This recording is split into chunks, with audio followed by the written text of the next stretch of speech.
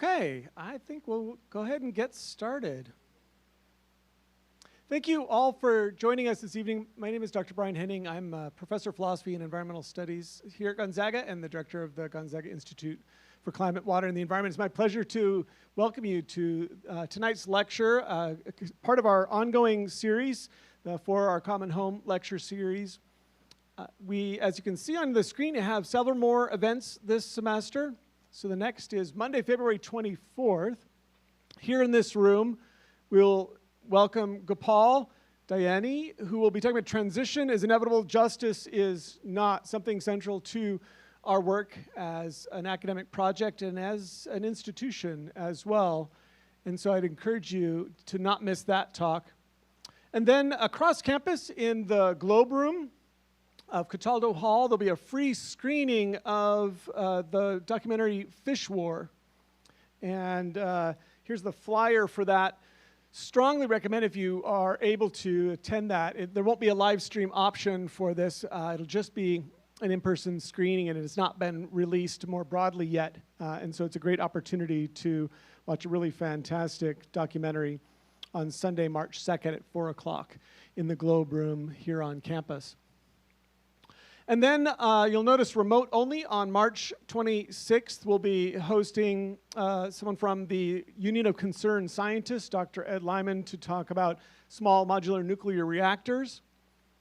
And then in April, we have two events, one on fossil fuel divestment and another from me on graduating in the age of Trump. So please, if you haven't already, consider registering for these events. We would hope to see you here soon. As always, if you have the means, please consider donating. These events themselves do take some resources, but even more to the point, we do a lot of work in the community around climate literacy education and climate resilience planning, and would appreciate your support if you're able to provide it. And with that, it's my great pleasure to introduce our speaker tonight, one of my colleagues, Dr. B. Zhao.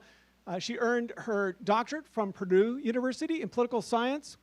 And she is currently associate professor of political science here at Gonzaga University with a focus on international relations, in particular, as you'll find tonight, global climate change governance, transnational climate activism, and climate justice, a really great intersection.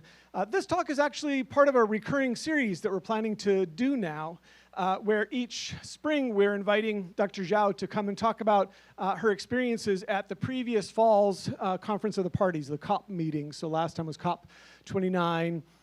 This coming fall is COP30, these annual climate meetings. And so if you put it on your calendar, in the spring of each year, we should be hosting one of these events, assuming that Dr. Zhao is continuing to be able to go to those meetings. So without further ado, please join me in welcoming Dr. B. Zhao.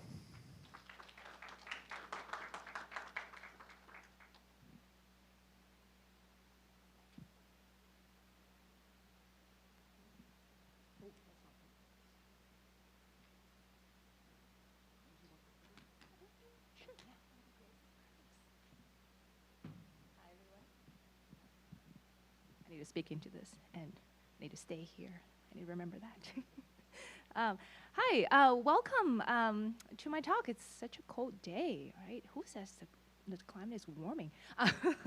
But I am very excited to be here and then share with you my experience at COP29 last year in Azerbaijan, the capital of Azerbaijan, Baku. And plan for today, I will be talking, first of all, give you a little bit of background knowledge, like what is a COP, right? Like what does it stand for? What does it do? What are some of the milestones historically? And then I'll unpack some of the key takeaways from last year's UN Climate Summit in Baku, and then also finish with some of the interviews that I've done there and my own research at this venue. So to start, before COP, we have to talk about this thing called studying climate change at the international level feels like dealing with alphabet soup all the time. So there are all kinds of acronyms. So this one I want to throw out here is called the UNFCCC. It stands for United Nations Framework Convention on Climate Change. I know, mouthful. And this one was created in 1992, Rio de Janeiro in Brazil. And I put it in color. It's a framework convention, which means itself does not have any substantive agreement on what we're going to do about climate change. It's basically having 198 countries come together and say, hey, let's agree not to abandon this. Let's keep coming together and then look for solutions to climate change. So under this convention, there was this mechanism called the Conference of the Parties, or what we say the COP, so the COP. And then part of the Framework Convention says that in order for us to find solution, right, we have to meet every year, and then in those meetings, we're going to talk about carbon emission reduction, we're going to talk about mitigation, adaptation, and other things. So these are and then this was a picture I took in Baku. And so there are probably two very important COPs historically that I want to mention. So there's COP1, which is 1995, and then now we're in 29, so almost 30 years. This year will be COP30. Yeah, you can kind of chew on that for 30 years, how much we've done. So the first prominent one I want to point out is the one in 1997, is the one that created, adopted Kyoto Protocol. That is the very first significant international climate change agreement, and it was considered a big step forward at that time because it designated all the industrialized countries, the developed countries, to cut their emissions, whereas the developing world doesn't really have to do anything. So kind of a bifurcated treatment in Kyoto, Japan. And then fast forward, you probably heard about this, and is the Paris Agreement that was signed, that was adopted in 2015 at COP29. And this is the most recent, really important international agreement on climate change. And what changed from Kyoto to Paris is Paris recognized that we can't just have developed and industrialized countries on board doing their carbon emission reduction. Everybody else needs to be on board, all hands on deck, right? So, but then instead of giving each country a timetable, a goal, a mandatory obligation to do that, Paris Agreement says, why don't you all go back and figure out the situation at home? What is your economic development level? What you can do voluntarily, and then come up with this plan called nationally determined contribution, and sort of self-regulate, right? And then each country will submit that nationally determined contribution, and then contribute to the policy and for tackling climate change. So these are the two important things, and if you have questions later about this country pulling out of Paris Agreement again, and what effect does that have on the process, I'm happy to answer that. COPs. This is, Baku is my fourth COP. I've done my dissertation, and my research has been in this space during the past couple of years. And it is a place for international policy making around climate change, right? And then that was one of my second trip to Poland in 2018, and you can see on the screen it was the Secretary General of the United Nations, Antonio Guterres. So it's a very high level. The heads of the states come together, and then this was actually 2023 in Dubai, UAE COP28. You can see it's very futuristic and climate-controlled negotiation. But not only it's a place for these heads of the states to come together, it's also what I consider a marketplace for ideas. The UN climate change process is known for relatively accessible to non-state actors or civil society organizations. So every year, so I go as a delegate of a university, and there are other organizations, like you can see that was, the first one was the climate and environmental defenders who are held individual for people being killed by their own government or corporates, which is a huge issue in Central and Latin America. You can see the women's groups giving a speech at the plenary. Some indigenous people from Fiji, this was 2017 in Germany, holding an event, and that was this year. I was interviewing a civil society organization from India. So a lot of times people think, wow, what a glamorous experience. You're going to the UN, you see all these world leaders, but honestly, I always tell people, it's a monster. There's so many things to follow. There's so many events that are happening at the same time. And the first time going, it's just so hard to navigate. And at best, I would call it an organized chaos. And at the same time, you have all of these protests going on site. And then the negotiation always go over time. It's a 2 weeks length of negotiation, but this time it went all the way till the Sunday, and then you can see like the delegates start to order food into the venue at the very late hours, and if you look closely, it's Kentucky Fried Chicken. You know, when Kentucky Fried Chicken is involved, there gotta be a deal. So honestly, to me, it's this kind of experience. From the first day to the last day, I was exhausted. Every time I come back, I have to recover from it. Okay, but jokes aside, what are some of the key takeaways of this year's COP? Before I get into that, I also want to mention just how all of these, there's so much politics going on in these events. Azerbaijan, I don't know if, I ask my students always like, do you know where it is? And then a lot of times people are like, oh, I have no idea where that country is. It's by the Caspian Sea, and to the north is Russia, and there's Iran. To the south, really cool. I'm just thinking about, oh, I am here. I'm 3 hours from Russia. And, so for COP, every year there's a host country, right? And actually, how do they decide the location? What they do is they rotate. The UN decide to, there are different regions in the world. So last year was Middle East, and this year is supposed to be Eastern Europe. And actually, there was some fiasco there. For a long time, people don't know where COP29 is going to be held. They know it's going to be Eastern Europe's turn. And then there was the candidate of Bulgaria. And then Russia came out and say, no, I don't want Bulgaria to host this COP because guess what? Bulgaria is part of EU. Is a member of the European Union. And the European Union has been condemning and sanctioning Russia's invasion, as we all know, into Ukraine. So Russia came out and vetoed the candidacy of Bulgaria. And then there were two left, Azerbaijan and Armenia. And if you knew the last couple of years, these two countries are not necessarily best friends with each other either. So there was this fear that each one is going to veto the other, and then who knows where this is going to happen. Eventually, Armenia dropped out and then become Azerbaijan, who's the one that's hosting this event. So, so this COP is known as the Finance COP.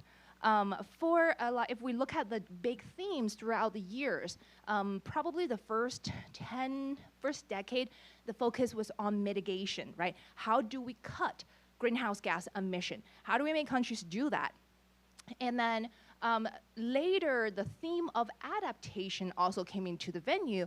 Well, what if these harms are already coming, the climate-related consequences are affecting communities? How can we help them to prepare for the rising sea levels, the droughts, the challenge to agriculture, and all of those things? So mitigation, adaptation, and then more recently, there's the idea of, well, it's always been around, but right now it's more highlighted, is if we have all of these countries on board, if we want to help developing countries transit from fossil fuel to renewable energy, guess what? They need money, right? And then there's, behind that is also even a bigger, more philosophical, a lot of times controversial idea of whose responsibility it is, right? At the end of the day, the question is, who pays for this, right? And then within the climate change negotiation, there's this idea of common but differentiated responsibilities. People might have heard of this. The idea that it's a common issue faced by all humankind, but the responsibilities are different, mainly between the more industrialized countries and less industrialized countries, right? So the industrialized countries and developed countries, they already had their economic development fueled, guess by what? Fossil fuel, right? Since Industrial Revolution. And no one was thinking about climate change back then, so they are considered the ones, they're the bearer of this historical responsibility, the obligation, whereas right now these developing countries, may be suffering more from the negative consequences of climate change, and they also need help. And also there's also debate of, well, what about our economic development, right? Now you've had yours fueled by coal and oil and all that, and now you're telling me not to develop. So this whole idea of who pays and who provide the financial support has always been a divisive issue at COP. So this time, going to COP29, the one big word that as you see everywhere is another alphabet soup, is this new collective quantified goal. And what it is just to set a financial goal for the next 10 years. For each year, how much money is going to be put into a pool that can help mostly developing countries to fight climate change. And so coming into this conference, to this COP, scientists have done their work, and then the developing countries done their research. What they asked for was $1.3 trillion per year from 2025 to 2035. And then this is not new. Back in 2009, the whole climate finance started in Copenhagen, and then there was the agreement that every year developed countries will put together $100 billion every year for that same purpose. That was decided 2009. The first time it was fulfilled was 2022. Just think about that. And then this time, right? So the need has been growing, but the finance is not there. It's just a widening gap between the two. And then the COP presidency, during the 2 weeks of negotiation, they did not have a text for countries to negotiate and vote on until the second Friday. So if you think about it, it started on Monday, right, and goes to Friday of the second week. And then it was literally the last day they put out a text with actually a numerical number to it. And then guess what they put on there? So the developing countries asked for 1.3 trillion, 250 billion. That was the number that was put on there towards the end of COP. There was a staged walkout by 2 groups of countries, least developed countries, the LDCs, and then the AOSIS, Alliance of Small Island States.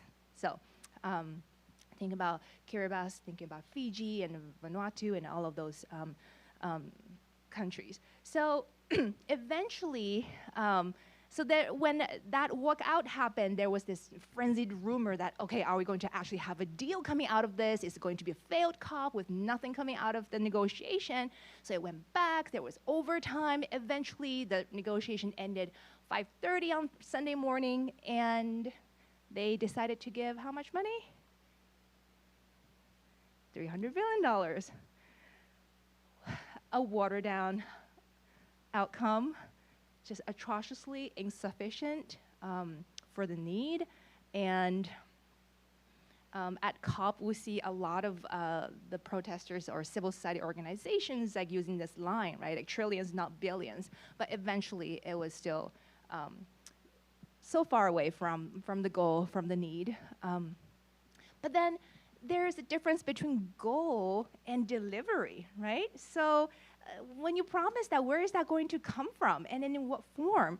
Is it going to be, oh, wait, I missed a line here. Oh, it is. Is it going to be from developed countries, right? Developed countries, we're saying yes. Some of them were like, yes, we're going to be contributing, but then they also raised the issue, should we really look at the world in terms of developing versus developed? What about countries like China, right? And then so they're saying, well, it's not just the developed countries that should pay, but also the countries who are emerging economies and countries like China and a lot of the Gulf countries should contribute to this as well. So there's still the debate of who should be included in this. Will it come from public funds from the government, or will it be delivered in forms of loans? Or should we let private sectors come into this as well? All of these are still in flux. We'll see how these things shake out. And then I can talk a little bit more about why it matters. Actually, I think it's pretty significant, the different forms of financing. And then, so how did it come to this, right? Towards the end of the COP, there was this fear that there's going to be no deal. And this is the, Babayev is the presidency of COP29. So they're the host, and then by COP mandate, their job is to facilitate and accelerate any policy making towards tackling climate change. So that means they really should put their nationality at the door, right? And then they should be acting as this bureaucracy and then not let their national interests interfere with what they're doing here. However, at least for Azerbaijan, the PR is really important here. They would rather have a bad deal coming out of this, or, well, bad deal for who, right? Rather than no deal. They don't want to be known as the COP that collapsed and has no outcome coming out of it. So towards the very end, there was this kind of dramatic moment. So during these COPs, any decision made need to be by consensus. That means everybody need to agree to the document and then the outcome. However, at the end, there were two countries actually were not on board. One is India, one is Nigeria. However, Babayev just ignored their opposition and gavelled down for the adoption of the final $300 billion. And then I put a little video here. This Indian delegate just came out like angry and said, this is unacceptable. You did not ask us. This is not inclusive. This is by consensus. You just stage managed this final outcome. Well, let's be clear. There is a technical reason why India is pissed, because for this financing model, you have to go through international financial institutions like the World Bank or IMF, and then India has some share in it, which means if it goes through, India will have to pay, whereas developed countries pays less. So it's very technical, but it was kind of a badass moment for her. And then all the delegates were cheering and for a minute for her. But another thing too that I think is really interesting, not just for this COP, but for almost all the COPs, if you ask me if there's anything need to be changed at these COPs, I would say maybe let's not let these fossil fuel industry lobbyists come to this venue. This might be something that is new to you, and I also found out about it while I was there. Do you guys ever know that Azerbaijan, at the turn of the century, last century, early 1900s, it actually produced nearly half of the oil supply for the world? So itself is a petrostate. Today, it's producing much less percentage-wise, but the 2/3 of the country's revenue still come from oil production, and it still has some of the biggest offshore oil rig in the Caspian Sea. And so in the very beginning of the COP, this is the president of the country, Aliyev, at the opening of a climate talk, he said, oil is a gift from God. Well, last century maybe, but I don't think God wants to see the planet being destroyed this century. And then there are, Carbon Brief is this research, climate research institute, and then they calculated there are nearly, I love to ask my students, guess who sends the largest delegate? It's not the host country, it's not China, it's the fossil fuel industry. There are nearly 1,800 lobbyists. And then when you go there, you also walk through these pavilions. You see these booths of OPEC, which is the oil producing economies, which is very dystopic. And then there's also the news came out from BBC at the beginning of the COP that one of the major negotiators, he was caught, he was recorded on Zoom and then talking to fossil fuel industry, basically saying, well, we have some undeveloped fields. We probably could develop for years, maybe forever. I'll connect you with people. So this is kind of like the secret that everybody knows, that there's so many fossil fuel lobbyists at these. To them, it's like the traveling circus is coming to town, right? So everybody's here, and then let's just all go there and make some deals. Not only the host country and the lobbyists, but there are some countries also strong-arm tactics to make sure that certain things are not talked about. Saudi Arabia was one of the obstruction this time. I don't know if you recall or if you follow the news, last year in Dubai, one of the biggest things in the final outcome was the term transition away from fossil fuel. Also, that was the very first time fossil fuel was mentioned at a climate change negotiation last year. So this year, one of the goals is to take this forward, right? What does it look like? How are we actually going to make countries do things to transition away from fossil fuel? Saudi Arabia made sure that this is not discussed at all this time at COP. So looks like it's going to be shunt into Brazil, which is where the next COP is going to happen. It feels like a lot of gloomy news out there. I also want to just talk about something outside of these negotiations. Like I mentioned earlier, there's the FOMO negotiation, but at the same time, there are a lot of other events going on. Civil society, countries. Here are some of the events that I went to. That one was the deputy secretary, the one in purple, she's actually a ZAG, so she's a Gonzaga graduate, and then she is a tribal member living on the west side, and then she's having an event with the deputy secretary of, I think, Forest Service. And then the bottom one is the director of the UN environmental program. The middle one, I don't know if you recognize the lady in blue, that's Mary Robinson, the former Prime Minister of Ireland, who's having her own organization fighting for climate justice right now. Climate Action Alliance, Climate Action Network, one of the largest climate NGOs. They host this event every day called Fossil of the Day. They give literally an award to whoever is the most obstructive the day before. Guess what? United States won. We won the colossal fossil. And then that is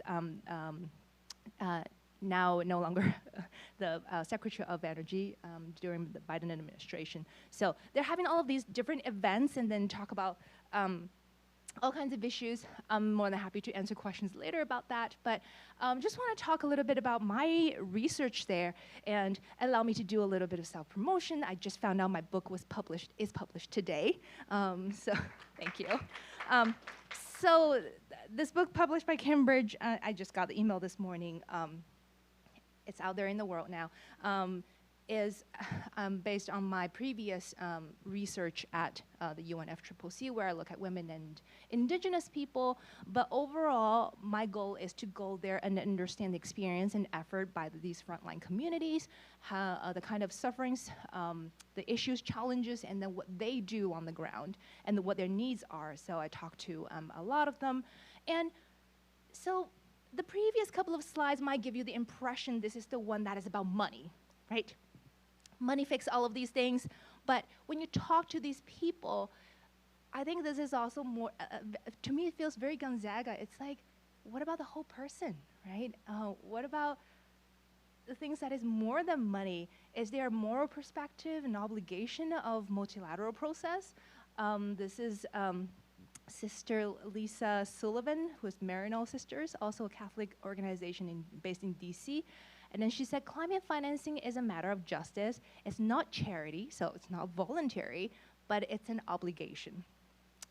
This is Reverend, I'm also interested in faith-based groups in these venues. This is Reverend Hendrik Grape, World Council of Churches.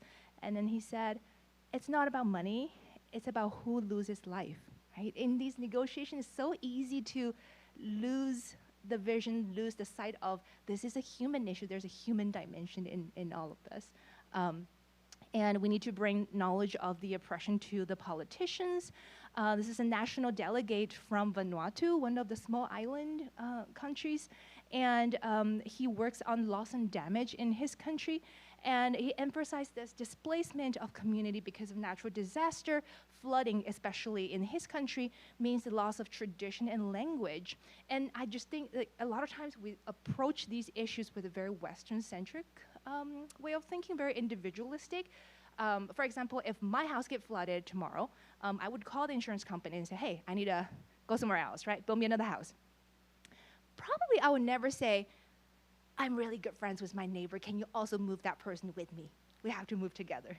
However, for these communities, if they are facing a natural disaster, their housing is destroyed, and if they have to be displaced, a lot of time that means the culture, the language that they speak is also being dismantled by the way that being dislocation. So in their demand, they're saying, if we have to move as a community.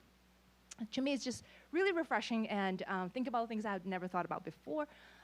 This is Rabia from Bangladesh, and then she's also talking about the kind of things that doesn't get into the formal negotiation, but I think everyone should be thinking about, right? What about human dignity? What about the mental trauma and exclusion people experience when they do dislocation, do displacement? So with that is my very quick and maybe not very quick sharing of my experience at Baku last year. And if you have any questions, I would love to hear that.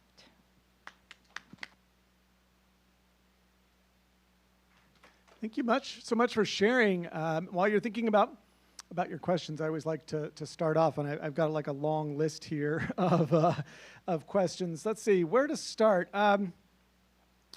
Since this one was on finance, I'm interested in differentiated responsibilities.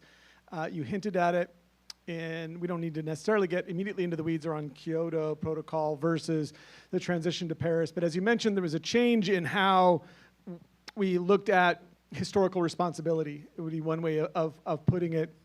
And in Paris, we stopped sort of considering, I think if I recall correctly, Annex 1 countries that had X historical responsibility and just treated everybody the same and said, everybody contribute your nationally determined contributions, say what you can do, and then do that, and everybody's sort of on a same playing field. In some ways, that seems really appropriate and fair. And I know politically why we did it, but as an ethicist, it bothers me a little bit because it ignores historical responsibility. I liken it sometimes. My kids are now in college, but when I was thinking about when they're little and they made a mess, if like the kid who made the mess, I would like ask them to clean it up and make sense. If I'm like, well, let's not talk about who's responsible for who made the mess. Let's just I'll just clean it up equally, which maybe you could do. But my other kid would be like, but I didn't make the mess, and why should I have any responsibility for all too familiar for cleaning it up, right? And there's a version of that where and the developed doesn't quite capture that exactly, especially because it doesn't cover it exactly, right? So I'm curious, why is it that we seem unwilling to allow ourselves to consider historical responsibility as a primary determiner of loss and damage, responsibility, contributions for reductions of emissions? That is a great question and also a very big one. I do have answers. Do you have 2 hours? No, just kidding. Two answers to this. Actually, Paris Agreement is designed to be weak. When I teach my class, a lot of times students were like, UN doesn't do anything. UN is useless. And I was like, well, what if it is designed this way so that countries don't leave easily? So it was designed to be weak, voluntary, actually with one country in mind to keep that country in, and that country right now is out. It's this country. So when it was negotiated, it had in mind that we do want United States, because there's over the years been talk about the role of the U.S. So and then it was legitimized in a way that designed in a way that if it's weak enough, then countries wouldn't feel so much obligated to do things, and then they will actually like stick to it. And then we will go from there, right? So as long as you're in here. And then a second reason is more political legal. If you think about the talk about finance at the global level, there is a very strong sense of developed countries want to avoid the language and narrative of obligations, liabilities, responsibilities, because once you put that linkage there, that means they are mandated to do something. So, and then that will make things really, really hard. And then so there's the play of the language to make them feel like, oh, we are doing this voluntarily, because if you change the narrative to this is your responsibility, it's your liability, then that's gonna be another mess. So do you think that is a good idea? Was that, it doesn't seem like it's working. No, there's no good idea. Okay, fair enough. All right, I've got like 12 others, but questions from the audience. Does anybody have a question for Dr. Zhao about her research or about COP? If you wanted to know about the ins and outs of how international climate negotiations work. Or just, no? Yes. If you would, mention your name. Thanks. Hi, Dr. Zhao. I'm Michelle. I'm currently in a climate change science and politics class. We were talking about the role of media. Within your 4 times of attending COP, how have you seen the role of media kind of misconstrued some of the information that you have discovered and what you have discussed during these events?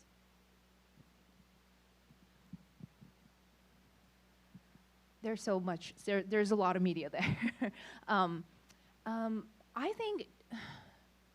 I think it's really important. It's a very important space for media to be a transmission belt, to communicate, to do some scientific communication from the conference to, as you've been listening to this, you probably realize there are just so many things to follow. A lot of things are very technical.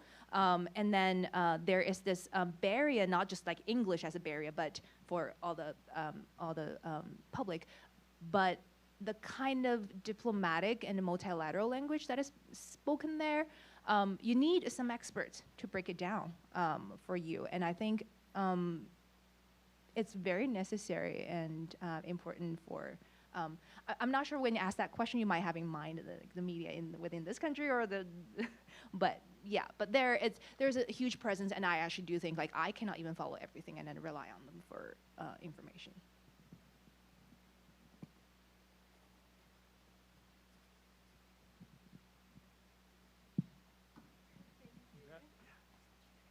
Yeah, my name is Zola. I just had a quick question about the fossil fuel lobbyists. So how does that exactly work at the conference, and like how are they granted access? And another question I have is, what is the conference doing to address those lobbyists? And in the future, like how can that be better controlled? Sorry, that was kind of packed. They can access in different ways. So in order to go to any of these COPs, you'll have to, you cannot go as individuals, I wish, but you have to affiliate with what we call an observer organization.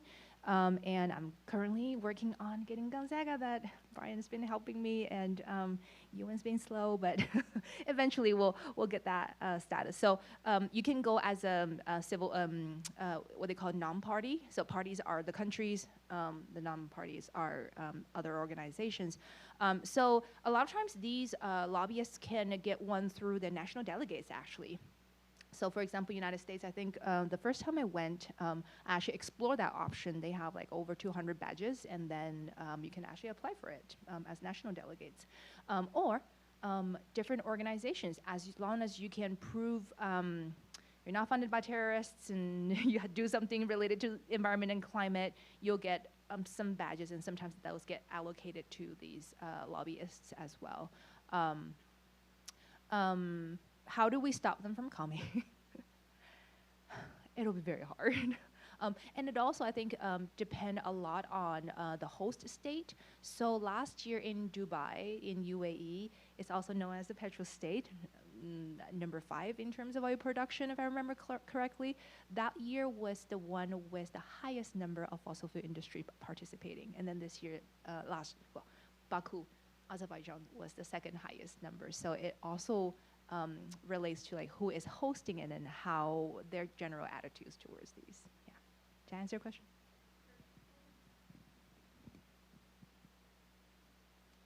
Hi, Dr. Zhao. My name is Henry.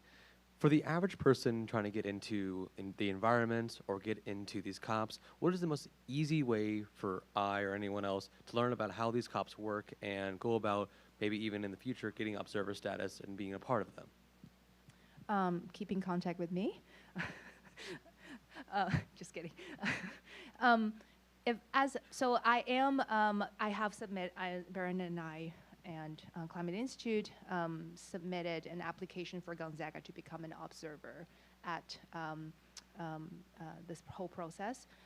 Probably we won't be able to get that status and go in this year, but I'm hoping 2026 will be the first year that we'll be having those quotas, and then we can bring students.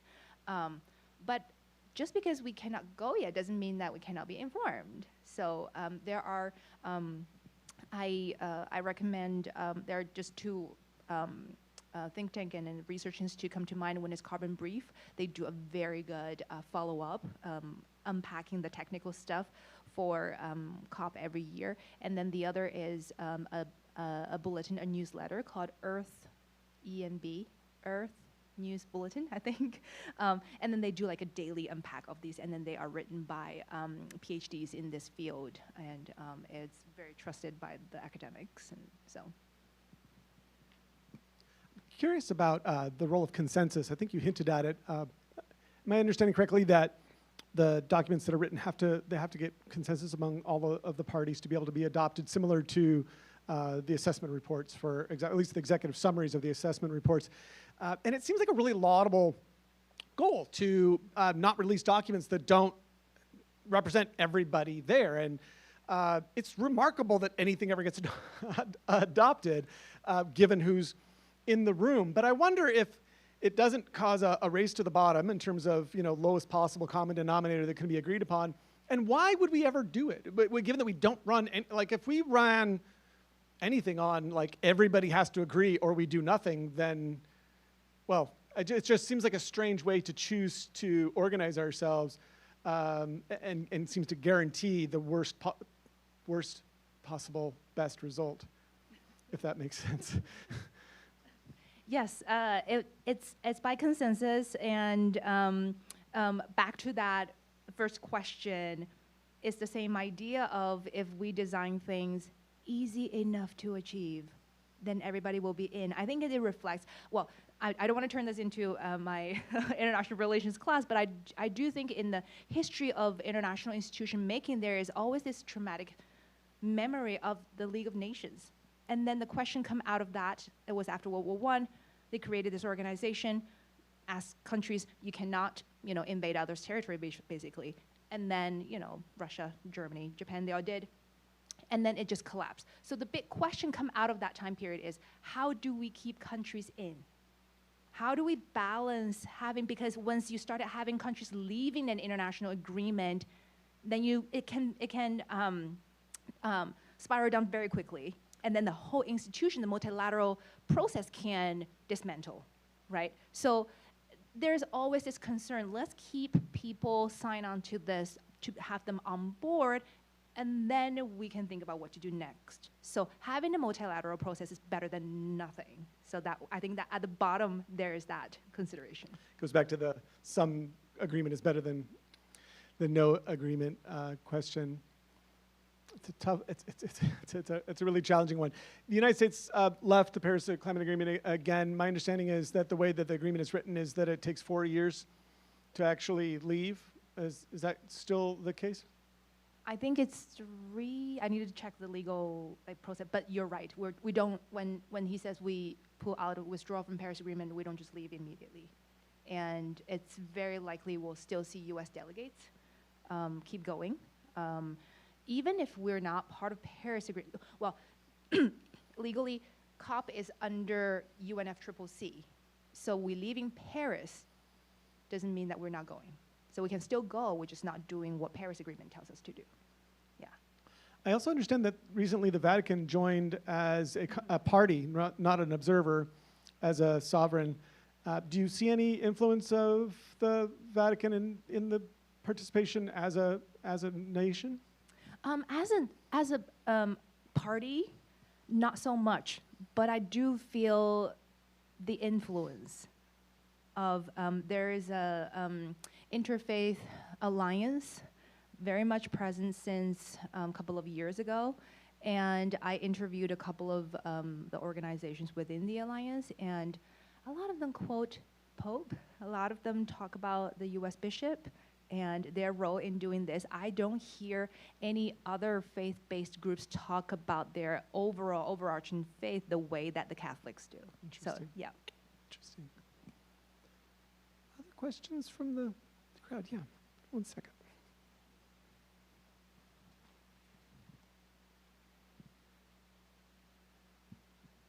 Hi, so you mentioned that like at the Paris Agreement, countries kind of agreed to a self-regulation plan. Is there like an general overseer, or like anyone or anybody that like makes sure that they're following through, or like holds countries responsible, or is it just kind of like whatever's convenient? Because I mean, realistically, like if it's gonna cost them a lot of money or they're gonna have to go out of their way, like certain countries would just not follow through. So is there something that, you know, forces them to follow through, I guess? Yes and no. There, at the international agreement realm, there is never such thing as force. You can never, because we live in a world, the organizing principle is sovereignty, so there is no, we can get into the weeds about this, actually we'll do that in our class, but there are very, very few international organizations that actually has enforcement power, which means they cannot twist arms and make them do things if they don't, right? There's no repercussion. But there is this mechanism called the global stocktake. And actually last year was the first global stocktake after Paris Agreement. And what it does is assess and evaluate and monitoring, and then see how countries are doing based on the first NDC that they nationally determined contribution. How are they doing in terms of implementing that, and then give them the scorecard with the goal that maybe some naming and shaming in that process, and then encourage them to ratchet up their goals. So that will be the only mechanism at the UN level. There are other watchdog NGOs would do that, and then on one hand, they can be more direct in their criticisms and stuff, but then on the other hand, they also have no enforcement power either. As maybe a last question, since it's on your research and your book just coming out, congratulations. Mention the title of that again. If you're a Hamilton fan, you won't forget this. It's called Who Tells Your Story? And so, do you have examples of how non-governmental organizations, civic society organizations have influenced positively the trajectory of climate negotiations or action? It's such an interesting sort of intersection, and I'm not sure if that's part of the book project or not. Yeah, actually, it is. And I always like to use the example of the women's organization. If you've heard of it, apologies, I'm repeating my stories, but the women and gender groups in this space are very vocal and has become a very salient and prominent political actor here. And for maybe 20 years, or even still now, they go there and then people always ask them, what does women have to do with climate change? And so they were able to transform the space from the very beginning, very technical discussion of mitigation, science, technology, energy, economy, all of those topics, and then insert their narrative there. And then they're able to talk about that in one in one voice, a unified voice, and then giving people examples. Okay, short term, if you look at climate-related disasters, women always have a higher death rate than men, and a lot of times it's not because their arms are shorter, can swim, but it's social, right? Their role of care, they're the caretakers, they're the caregivers, and in resource-dependent communities, in the long run, With water scarcity, they're also the resource collectors, right? They collect water, they maybe firewood, and then when those resources dwindles, they're also the one who has to devote more time, which makes it impossible for them to branch out other time for other things. And so they have all of these stories and then repeated over and over. And then in Paris Agreement, they were actually able to mainstream, which means like put into the main document, a gender equity and then women's rights into it. Whereas another more poster child, indigenous people, was not mentioned in there directly. And then in 2017, they didn't stop at just the more performative, symbolic mentioning of women, but they had a gender action plan for all countries. Now for the second round of NDC, all countries will have to appoint a gender focal point and then actually provide data that is breakdown by gender. So I think that is just an example that they are, a lot of times we're like, oh, do they really matter? But it might take time, but they do. I believe so. So who tells your story? From Cambridge University Press? I am very conscious of that because I think I'm also telling their story.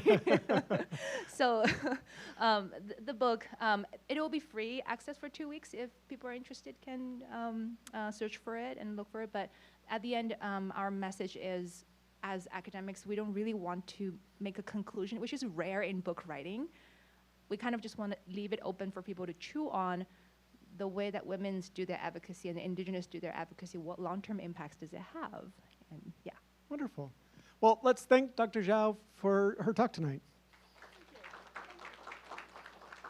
I'm really excited that Gonzaga is pursuing observer status with UN so that we can participate and bring students to that. That's going to be a really impactful opportunity for those students for Gonzaga. And I hope to see you here in 2 Mondays, February 24th. That Monday, we're hosting Gopal Dayani, who's going to give a great talk on environmental justice. And so I hope to see you then. Thanks so much.